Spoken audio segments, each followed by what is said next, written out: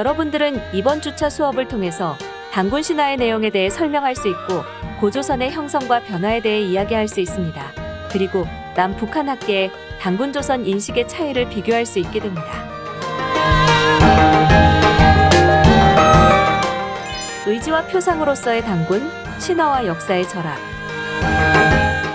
이번 주차 수업은 먼저 한국사에서 단군의 위치를 이야기하며 2차 시에서는 단군 신화의 세계를, 3차 시에서는 고조선의 성립과 변천 과정을, 4차 시에서는 단군 기원의 전통을 이야기합니다.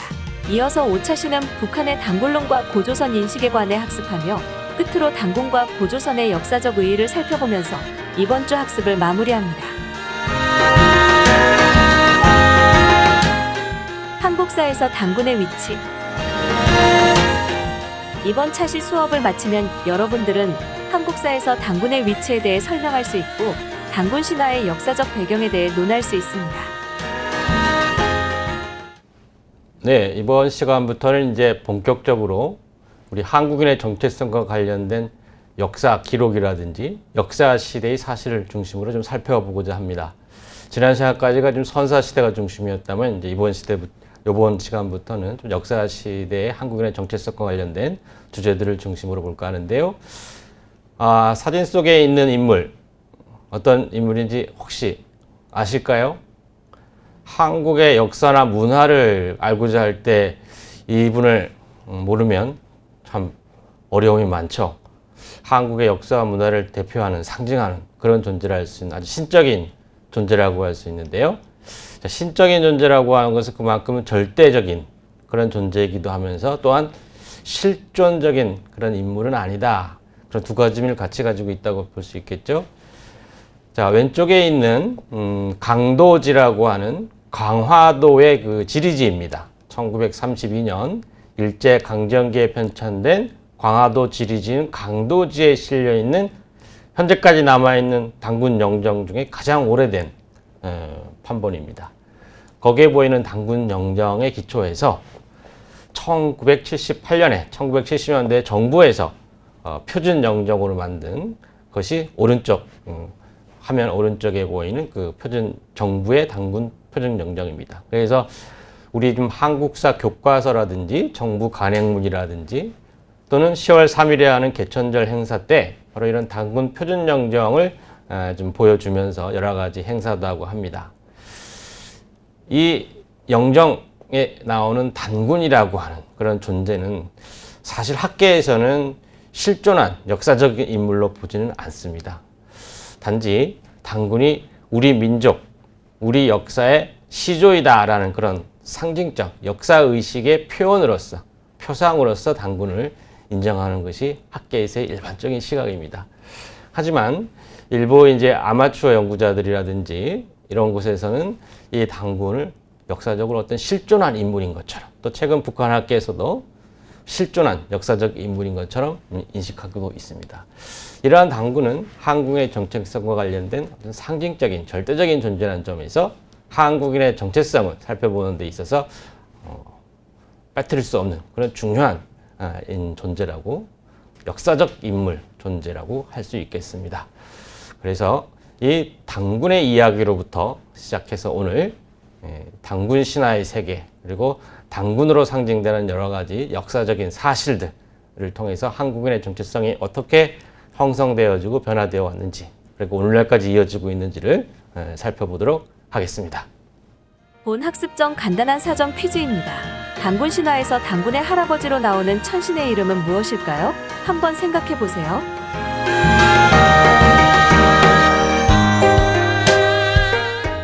정답은 환인입니다. 이 고조선의 개국 시저로서 단군에 대해서는 단군 신화라고 하는 이야기로 이제 우리가 되게 많이 얘기하는데요. 고려시대 때 편찬된 13세기 후반에 편찬된 삼국유사와 제왕운기에 인용되어 있는 고기와 봉기라고 하는 이런 가장 대표적인 두 개의 역사 기록을 통해서 단군 신화의 이야기를 우리가 알 수가 있습니다. 삼국유사에 인용되어 있는 이 고기라고 하는 책은 실제로는 삼국유사보다 먼저 고려시대 초기에 편찬된 그런 역사물일 것으로 이해되는 추정이 되는데 지금 현재 그것이 남아있지는 않고요.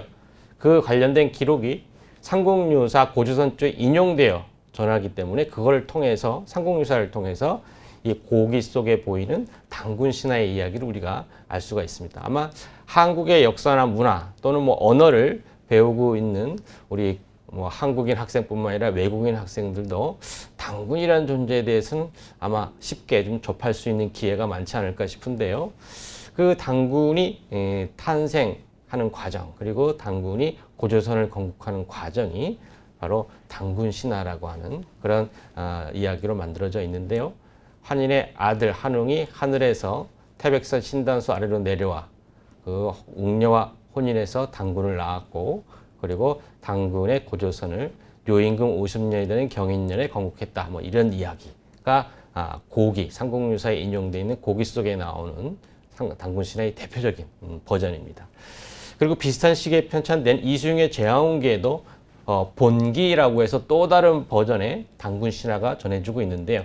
거기에서는 이제 환웅이 아니라 이제 단웅이라고 해서 이름이 조금 다르게 나오고, 또 웅녀, 곰이 변해서 된 웅녀가 아니라 그 사람 손녀, 그러니까 단웅의 손녀와 단수신이 혼인해서 단군을 낳았다. 그래서 삼국유사에 보이는 그 이야기 버전과 조금 다른 버전이 나옵니다. 그리고 단군이 고조선을 건국한 해도 요임금 원년, 무진년이다. 이렇게 기록하고 있어서 두 단군 신의 이야기 구성이 조금 다른 그런 특징이 보이고 있습니다.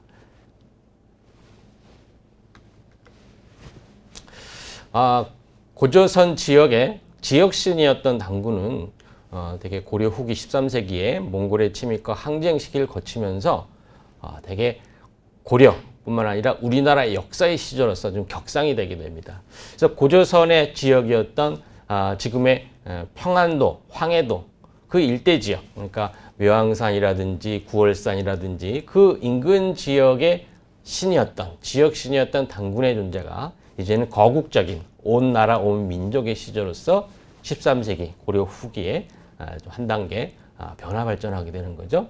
그 과정 속에서 우리 한국인으로서의 그런 민족의식과 정체성이 보다 강화되어지고 단군을 중심으로 구심점을 중심으로 모이게 되었다. 그렇게 이해할 수 있겠습니다.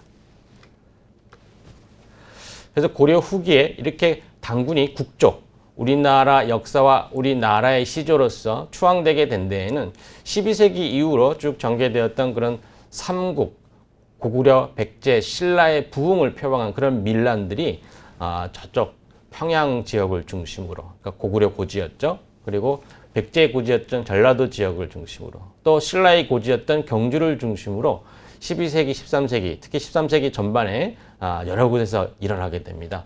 그런 삼국 부흥운동의 그런 와중 속에서 국론이 좀 이렇게 분열되는 그런 양상이 보이게 되겠죠.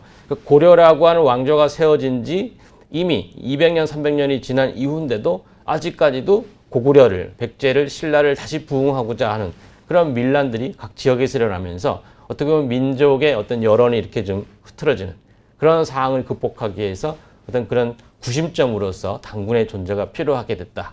그런 걸 알 수 있겠고요. 또 무신정변과 같은 정치 혼란기를 통해서 또 민심에는 한데 모을 수 있는 그런 구심점으로서 단군이 필요하게 된 것이고요. 그리고 무엇보다도 1231년부터 1260년 정도까지 한 30년 동안의 몽골 침입 시기에 어떤 그런 항쟁의 구심점으로서 단군이 국조로서 다시 한번 주목되게 되면서 지역신이었던 단군이 이제 국조로서, 국가의 시조로서 격상되는 그런 변화를 겪게 되었다라고 이해할 수 있습니다. 자, 정리하자면 한국사의 단군 이상은 13세기 후반에 삼국유사 제왕운기라고 하는 역사책을 통해 거기에 남아있는 단군 신화를 통해서 단군의 고조선 건국 과정을 알 수 있고요. 이렇게 고려 후기에 형성된 어떤 단군의 역사가 조선시대를 거치면서 어떤 우리 민족, 우리나라 역사의 국조로서 숭배되기에 이르렀다라고 할 수 있습니다. 그리고 국조 단군 인식은 고려 후기의 어떤 정치적 혼란과 분열, 그리고 몽골이라는 외세의 침략을 극복하기 위해서 그 구심점으로서 단군이 주목되게 됐다라고 이해할 수 있습니다.